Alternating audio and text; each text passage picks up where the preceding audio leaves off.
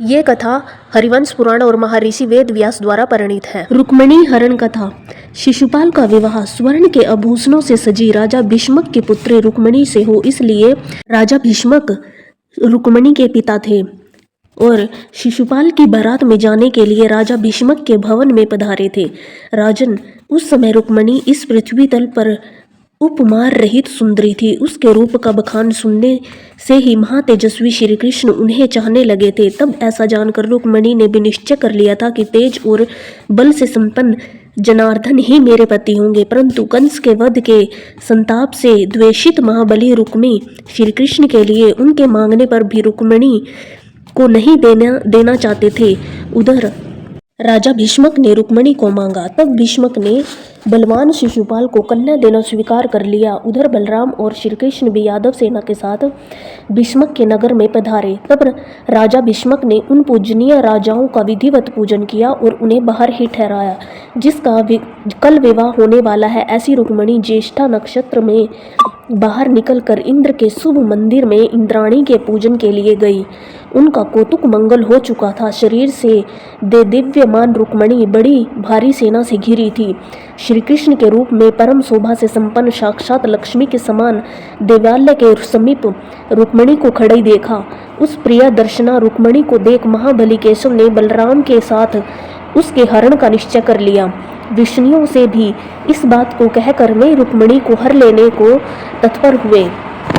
देव कार्य कर लेने के बाद मंदिर से निकलती हुई रुक्मिणी को श्री कृष्ण जी सहसा उठाकर अपने रथ पर चढ़ा द्वारिका की ओर चल पड़े। उधर बलराम और तथा प्राकर्मी सात्यकी के ऊपर युद्ध का भार सौंपकर रुक्मिणी को श्री कृष्ण जी सहसा उठाकर अपने रथ पर चढ़ा द्वारिका की ओर चल पड़े। उधर बलराम तथा प्राकर्मी सात्यकी के ऊपर युद्ध का भार सौंपकर रुक्मिणी को ले श्री कृष्ण शीघ्रता से द्वारिका को चल दिए।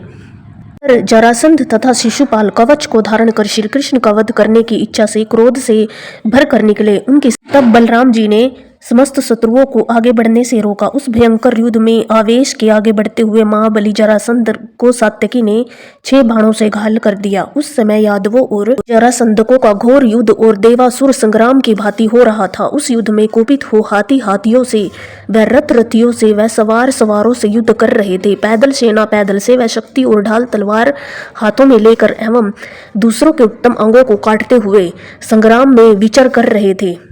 तब रुक्मिणी के भाई रुक्मी ने रुक्मिणी को श्री कृष्ण के द्वारा हरण की गई सुना तो उसने भीष्मक के सामने यह प्रतिज्ञा की कि मैं श्री कृष्ण को मारे बिना और रुक्मिणी को लौटाए बिना कुंडलपुर में प्रवेश नहीं करूंगा।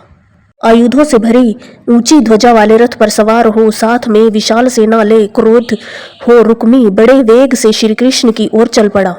तभी नर्मदा नदी के तट पर उन लोगों ने श्री कृष्ण को रुक्मिणी के साथ बैठा देखा। तब रुक्मी उस सेना को चारों ओर तैनात कर दैवेत युद्ध करने की इच्छा से श्री कृष्ण पर चढ़ दौड़ा। वह तीक्ष्ण 64 बाणों से गोविंद को व्यथित कर दिया। तब संग्राम में श्री कृष्ण ने 70 बाणों से उसे वध कर उसका उत्तर दिया।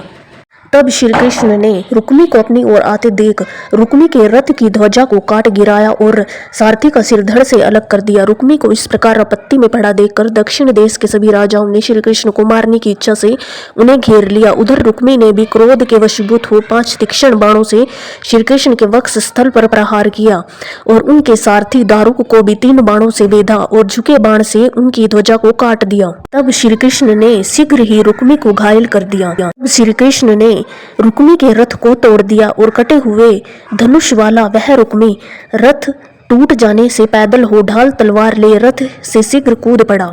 तब अपने भाई रुक्मी को देख रुक्मिणी उनके जीने की इच्छा से श्री कृष्ण के पैरों में गिर पड़ी और श्री कृष्ण जी ने उनको उठाकर आलिंगन कर सांत्वना प्रदान की। अब श्री कृष्ण रुक्मिणी के लिए अभयदान दे अपनी नगरी को चल दिए। हर्ष से परिपूर्ण बलराम जी को आगे कर द्वारिका की ओर चल दिए।